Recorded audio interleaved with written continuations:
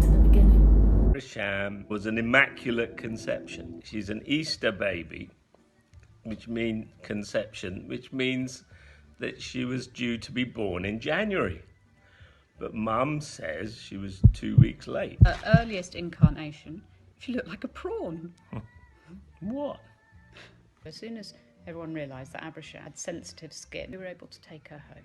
A few weeks later, we must have got round to naming her. We must have named her. We had lists of names. Do you remember the names? No. So Abrisham settled into home life. She was easy, she was gorgeous, she was loved by everybody. She sucked her thumb all the time. She loved her siblings. When she was, I think, nearly 2, we went on holiday. Nearly 2, and she wasn't walking. Good. We took her to the doctor, who said that she had hypermobile hips. Abrisham, 20 years ago when you came here to celebrate with your mum and dad Vera's 50th birthday, you showed us what an entertainer you would become. You are the most wonderful, glorious girl, and we love you. Happy birthday from us to you. Abrisham John, do you remember this place? When you were 5 or 6, you would grab my hand and say, Farkunde, let's go hide in Huskune. I don't know if you understand the meaning of it now. If you don't, when I see you next, I tell you what it means. We're all in Mum, Dan and Arjun's house in Tehran. We had the most beautiful ringlets. Fiona kept saying, I don't want to cut her hair because then it will grow out straight. And I was like, what do you mean? Hair never grows out straight. And I've now found a buddy who's got curly hair like me. Just chilling here on the sofa, remembering the good old days in 2006 when we went to Scotland to see a strange park ranger man, and Yasmin was at her friend's party doing clay pigeon shooting and quad biking, and me and you were inventing a wrestling game where you had to crouch on the chair in the corner of the room, count down from 3, and then start wrestling WWE style, and for some reason you enjoyed it. So it's 2009 at Ringsfield Hall, and I very clearly remember playing with the guinea pigs with Abby, and here she is. I met Abby at Connie Lewis's Year 8 cooking-themed birthday party. We lived on the same road for the next 4 years, but we weren't friends until we were 16. But now we're such good friends, and I love coming over for a cup of tea. I hope you have as much fun as we did at Rizzle Kicks in Year 8 when you were Rizzle and I was Kicks. Love you. There's just been so many great memes over the years, it's hard to pinpoint just one. You outfit repeating your Year 6 birthday party coat at our Year 13 Leavers prom does bring to mind. Obviously everyone thought you were just like rocking the new sort of cropped fashion trend, but I knew that you were actually just wearing kids' clothing. I remember seeing you in the Green Party campaign video years ago and being really excited that it was my cousin, showing all my friends. Anyway. Going over to 9 Langbourne and looking through the cupboards for chocolate. Mum always loved it when I did that. So cute. So wholesome. But Abrisham's growing up. Now she's a teenager. Oh no! Once upon a time, in a secret garden party, things were so great. Listening to the bass, great. With all those dogs on strings, nice. Lime scale everywhere, boiled right to the edge of the kettle. Time to call Louis. Great. So great.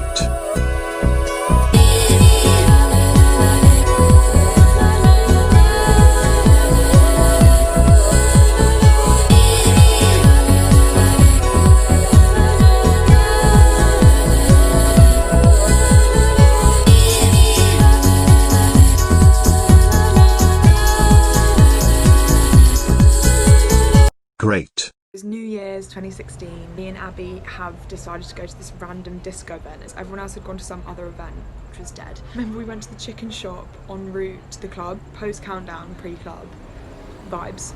I remember I was wearing Abby's gold trousers, which was fun. Yeah, stayed at Abby's afterwards, and then we just spent the next day being buffed. When we went interrailing together, she became my sort of spirit animal. We probably went to one of the shittiest clubs in Berlin, Matrix, I think it was called, a disgusting place, and just kind of went crazy. She'd go up, swipe the drink, and then we would get it.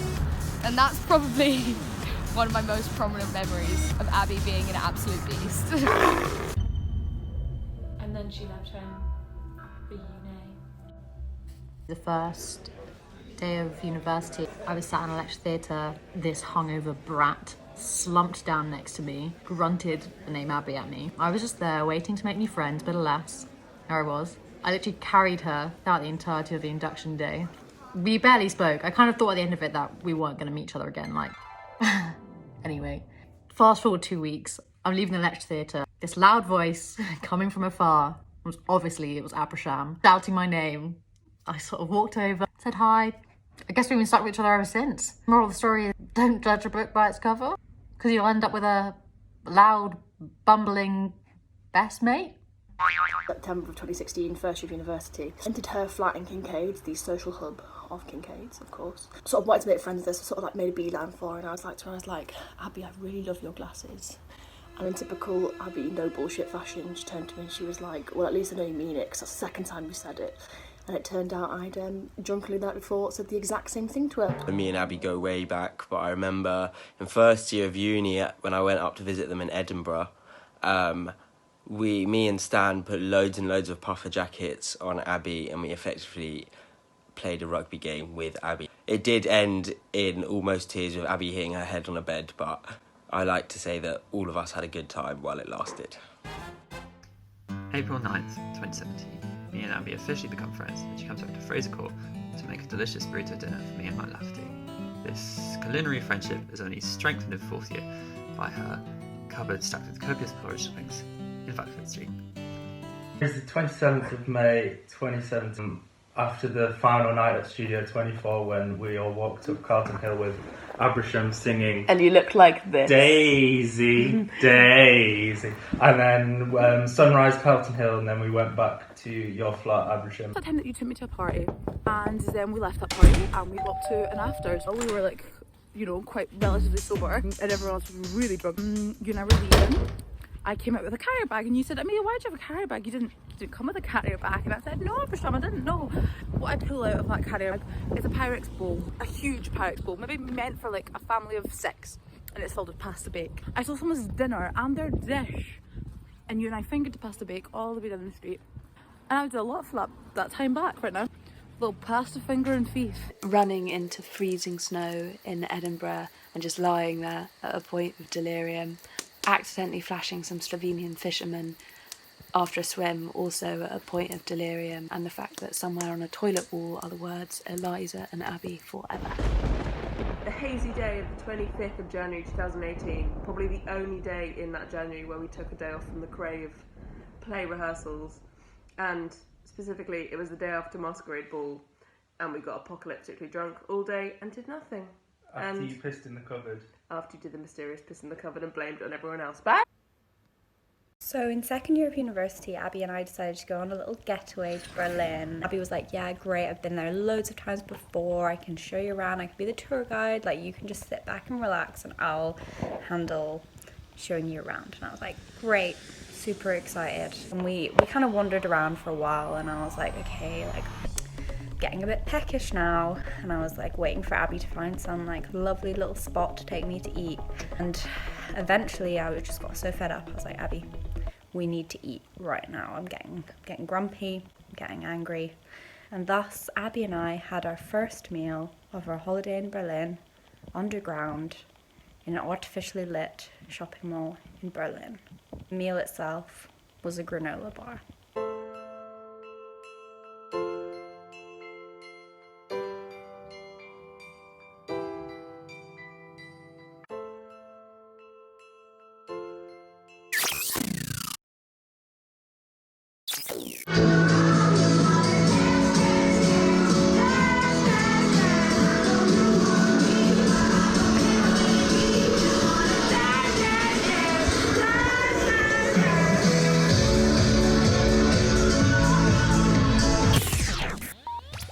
And she spent a year in Sweden.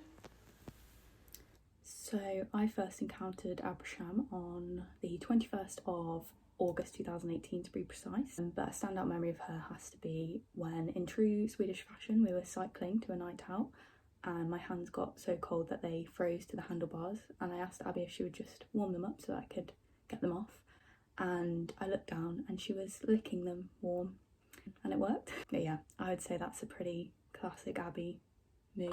In 2018, in February, on an icy beach in Sweden, trudged along into the snow, bracing wind to get a good glimpse of a colony of seals. But it was totally worth it, made some friends, not least with each other, had some nice chats, and saw Greta Thunberg on the train home. March the 1st, 2019. Me and Abby were on an awesome trip in Norway with some other people I can't remember. It was minus 15 degrees. Basically, we got some snowmobiles up the mountain and I was in front and Abby was behind with Ahmad, and I was going really slow and Ahmad kept beeping at me telling me to speed up. It was very stressful and very cold. And the result was us getting a little bit hysterical when we got to the top of the mountain trying to make a snowball. Pressured on a new level, bro!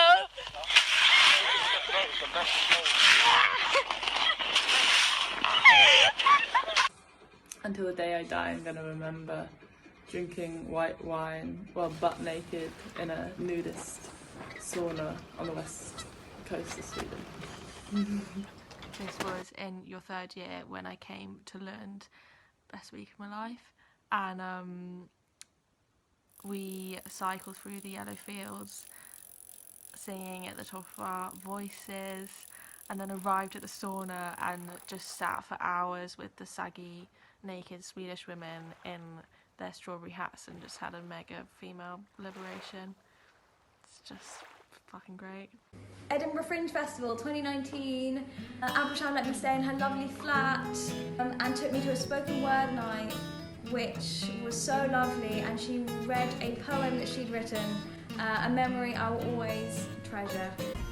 In December 2019, Abrisham took me along to a ceilidh in London and we boogied the night away, and it was the funnest thing. A lot of my memories with Abby involve running somewhere and dancing and causing mischief. She's always the life of the party. Don't worry, I don't hold a grudge against you for pouring a whole bottle of Coke over me at New Year's 2020. My favourite memory of you takes place in my flat in January and February of this year, and it is maybe 3, maybe 4 just gorgeous hungover days that we spent together, making each other laugh, festering, eating beautiful food, and yeah, they're very happy memories of mine, and I love you very much. And now, here we are, right now, the present. Known each other for so long. We've had so many good times together. I think when you live with someone, it's just really hard to think of a single moment because you're just creating new memories every single day. Happy birthday. Happy birthday. I miss you so much, Abrisham. Hope you have a great birthday. Happy birthday, Abby. We love you so much. Happy birthday. Love you, Aziza. Happy birthday, my little goddaughter. Happy birthday, I love you lots. Happy birthday, I love you. Miss you. Happy birthday, Abby. Happy birthday, Abby, 23, woo! Happy birthday, Abs, love you. Happy 23rd, and I hope you have a great day. Happy birthday, Abrisham. Love you so much. Happy birthday, Abby. Happy birthday, Abrisham.